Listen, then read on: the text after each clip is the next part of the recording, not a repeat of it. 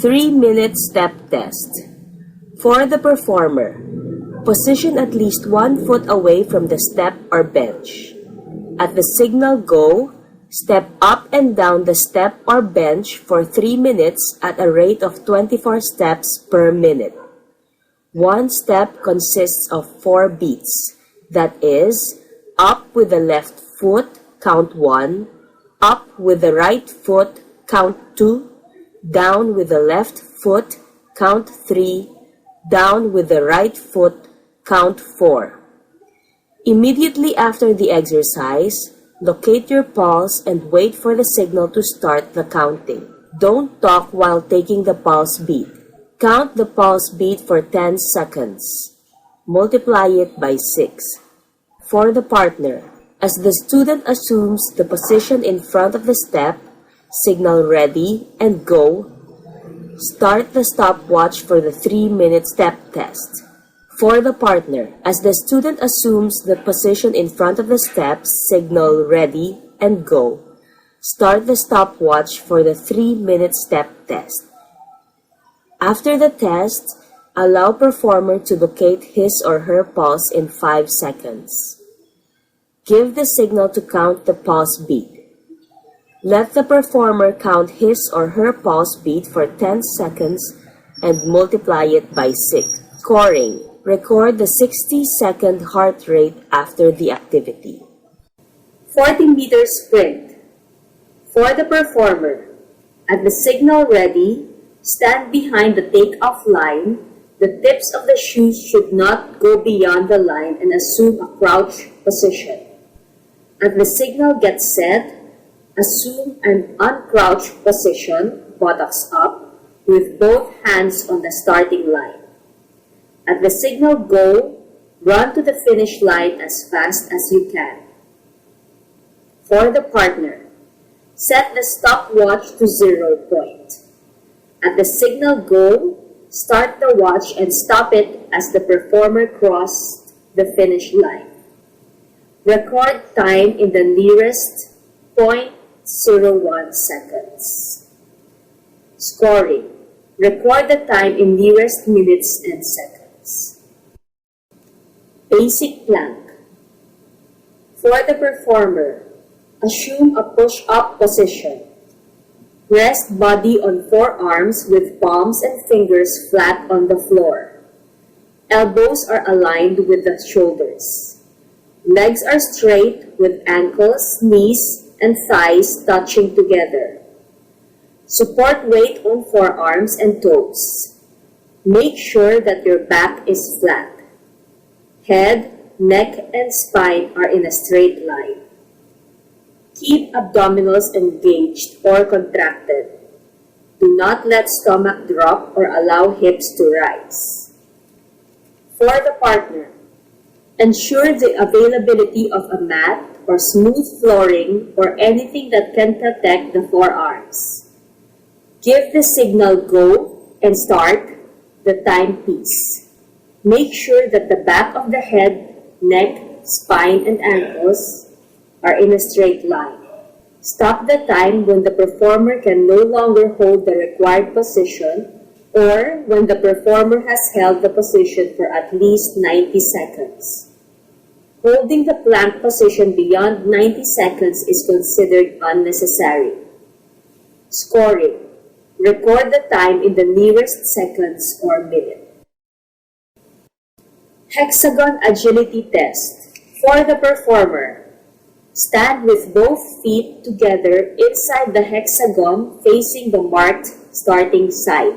At the signal go, using the ball of the feet with arms bent in front, jump clockwise over the line, then back over the same line inside the hexagon. Continue the pattern with all the sides of the hexagon. Rest for 1 minute. Repeat the test counterclockwise.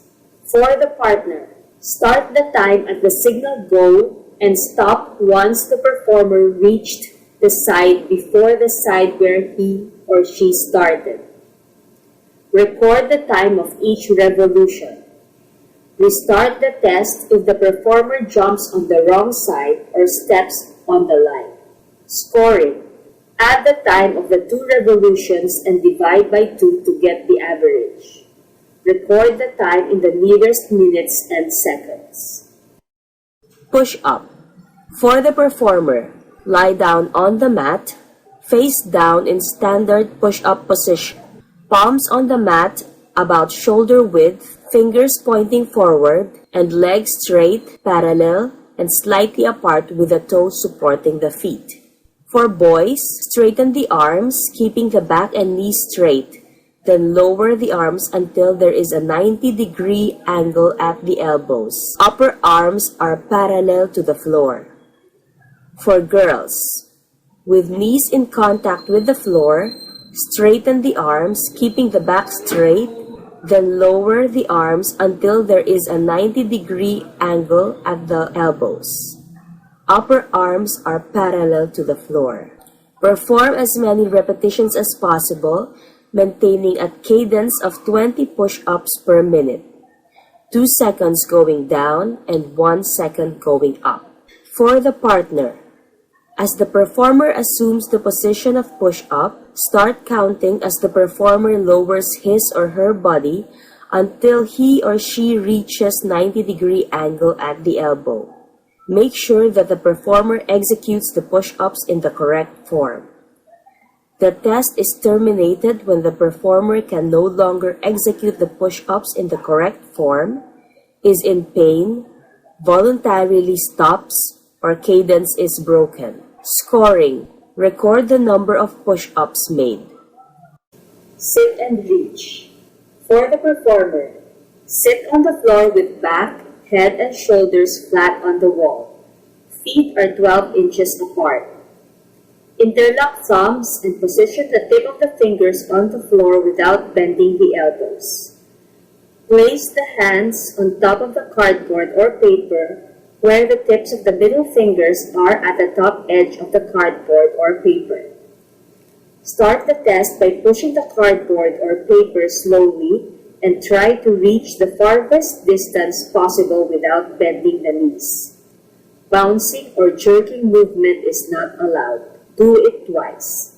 For the partner, as the performer assumes the procedure, position the 0 point of the tape measure at the tip of the middle fingers of the performer. See to it that the knees are not bent as the performer slides the farthest distance that he could.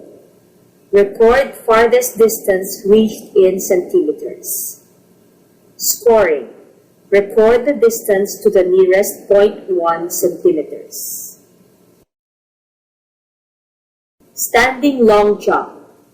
For the performer, stand behind the take-off line with feet parallel to each other. The tips of the shoes should not go beyond the line.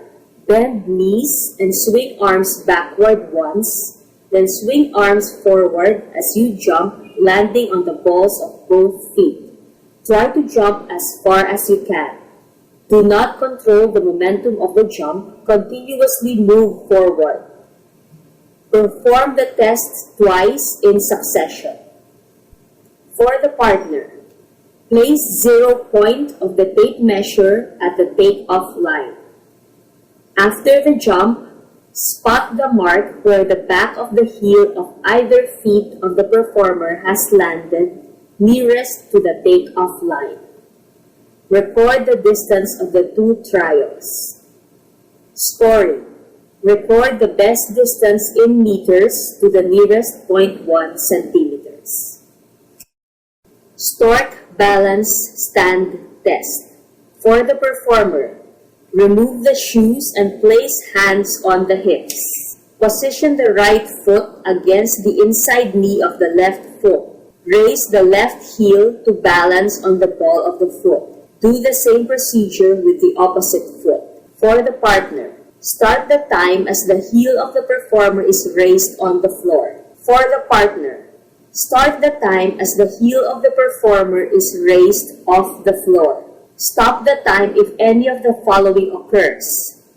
The hands come off the hips, the supporting foot swivels or moves or hops in any direction, the non-supporting foot loses contact with the knee, the heel of the supporting foot touches the floor. Scoring. Record the time taken on both feet in nearest seconds. Zipper test. For the performer, stand erect. Raise your right arm, bend your elbow, and reach down across your back as far as possible to test the right shoulder.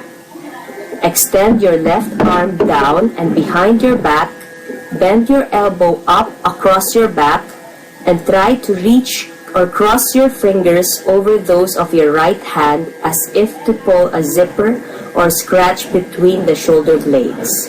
To test the left shoulder, repeat the same procedure with the left hand over the left shoulder.